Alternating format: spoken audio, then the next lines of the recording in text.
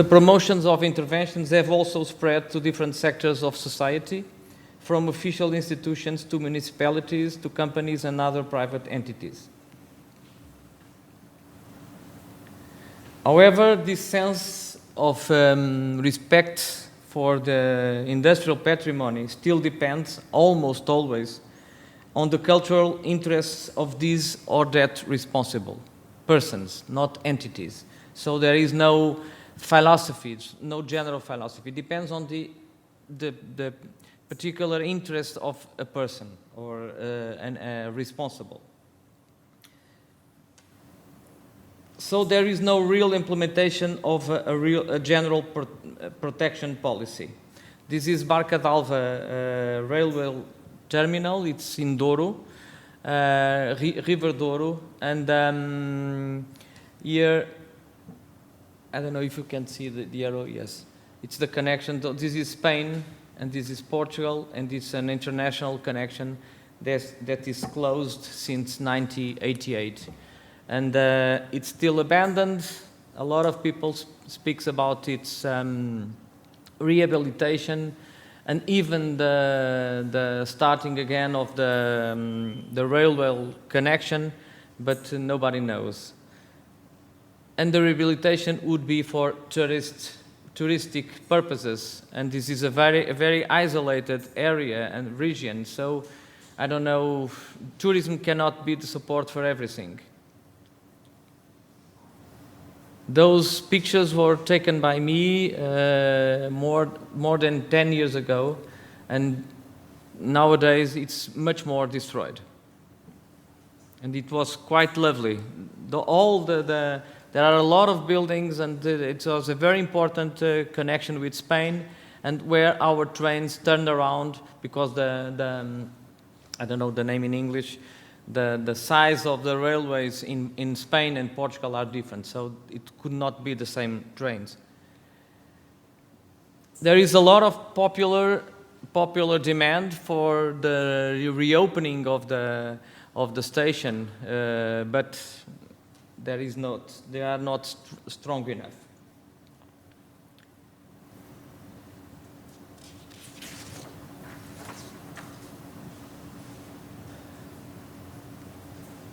The problem is that in many cases related to industrial heritage, it may already be too late for these rescue and repossession actions due to its definitive or partial erasure, colliding with contemporary concepts of authenticity of places and landscapes.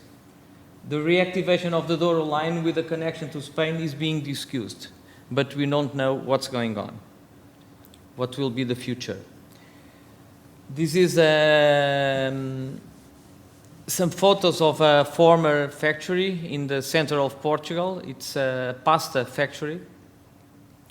It started in the 30s, and it was closed in 1984. Those pictures were taken by me in 2009, and it was almost all destroyed in 2010. Only some buildings stayed. 2009, it was a fantastic factory full of different scale buildings, metal structures. All the machinery, of course, was already sold in 2009. And this is 2011, and only this building and the silos remained.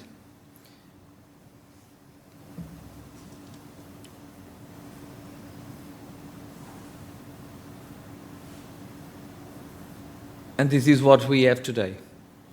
So, a new building for services, for offices, was built where the former factory was implanted. Of course, we all know that not all deactivated industrial remains deserve in the first place the industrial heritage designation.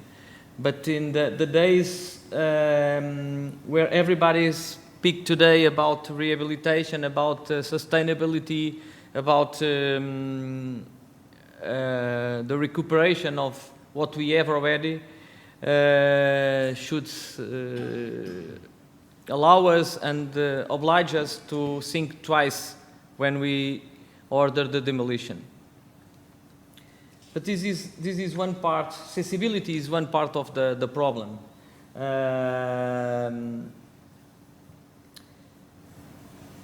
The other side is the dramatic change in the population of large urban centers.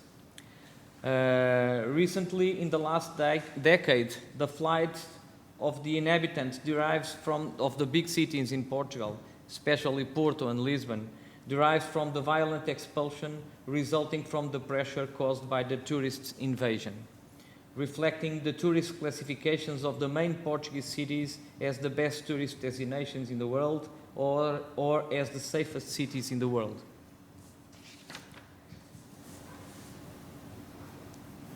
But today, the favorable media scenario has changed. Real estate speculation has made Lisbon one of the world's most unlivable cities.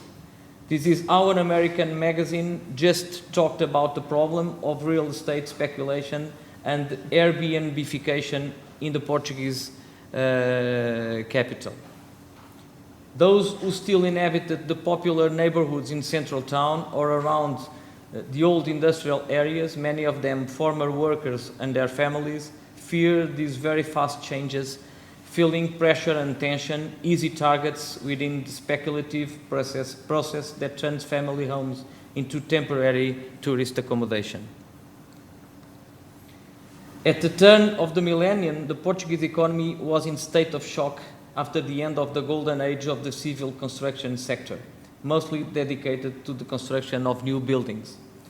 The rampant process of installing a worldwide depression awakens mentalities in the midst of an inhospitable territory full of urban voids as a result of the merciless bombardments of real estate speculation of the last decade, with the support of architects. I'm an architect also, and I have an office. I have a design office myself, and all the things we designed the last 10 years are not for us. No Portuguese can buy a house that I designed. My sons will never have a house in Lisbon. This is absolutely true. I'm not speculating. That's why I have two children. I have two sons, and they are both in France. They are not in Portugal. I don't know if in France is better, but I think it's happening the same. yeah. Lisbon coastal alignment full of empty deserts is proof of that. And you can see in those pictures, this is how it was in 2002. This is the bridge over the river Tejo, the nice iron bridge. This is an aerial view of 2002, 2004, and you can see, because this was a very important industrial area in Lisbon. It was fantastic, and now it's a big void here. It's completely void, and it's not, because they are already finishing a big building that I will show after. This is a 3D simulation, but this is almost real because it's already done. And here you can see a volume, a projection of a volume that is going to be built over what I'm going to talk after. This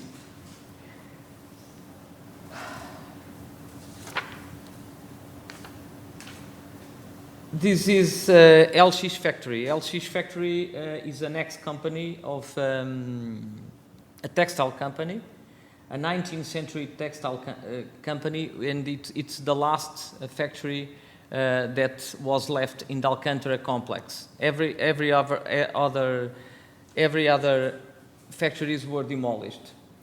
It was already a factory in accelerated process of abandoned and demolition, and despite all protections. And a group of people, and not people that loved a lot industrial heritage, but the people that want to make money with the factory, because they thought that this factory could be a good place a different place for making business, and they were right. The process has motivated a great impact in terms of disclosure in Portugal, asserting itself as a successful experimental project. This is not new, and we can see those kind of projects in a lot of places in the world, especially in Europe. So this is the factory now. The high occupancy rate of available spaces is a fact that reveals the good receptivity of the project towards an entrepreneurial human capital, eager for spaces that contain a story to tell and where it can be installed without constraints. In the photo, the old Mirandela graphics workshop transformed into the Ler Devagar. Ler Devagar is ler devagar. Ler, how do we say slow? Read slowly. In Spanish, I don't know how to say. Leer Despacio. Despacio. Sí. Slow food, slow read. Slow read. In the LX factory, the events follow one another, always with success and plenty of people, international festivals, fashion shows, filming, parties, fairs, exhibitions. It's very trendy. It is considered one of the most in spaces in Lisbon and a reference place considering Lisbon culture and leisure, presenting itself, however, as a clear case of urban gentrification, where the tribal phenomenon is confirmed.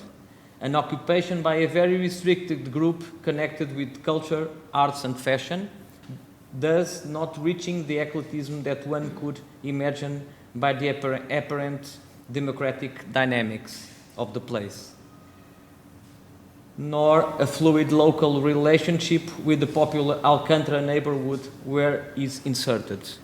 So no connection with Alcântara people, because we are speaking of aliens only, urban aliens, especially foreign people now. And this is a major problem. I will not take you too long. This is another case. This is a very recent case. It's not ready yet. It's in the inverse part of town. Is Oriental Lisbon. This is in Beato, and this is a reconversion of an old military factory. And we will have the same problem, the same gentrification problem. This is a project by Eduardo Sotomoura, a very famous Portuguese architect. This is the image as it was, and it still is, because they didn't make any intervention yet in those fantastic rooms, a photographic, and this is already a 3D simulation. But the people that will live in these spaces is this kind of people. So we are speaking of a tribe of tribes, and this is a major concern for me, because on the other hand, I think very soon this area, which is very popular, it's called Marvila and Beato, will have no Portuguese people living, and it's really a concern. I will just close my intervention with this small text. The abandoned industrial spaces progressively falling apart as time takes care, represent still an attractive refuge in it, materializing strong poetic sentiments, translating an important commercial meaning in the economic revival that invaded Portuguese environment. On the other hand, the consequences of permissive urban regulation regarding the removal of the traditional inhabitants of Lisbon and Porto are already very clear, giving way to a new regenerated city, but inhabited mainly by people in transit. The city and this authenticity is therefore on high alert. In conclusion, a dynamic regeneration of territory using an open-minded planning based on full awareness of the importance of patrimony in connection with the people offers a perspective that all space holds the potential to become humanly profitable, whether today or in the future. Thank you.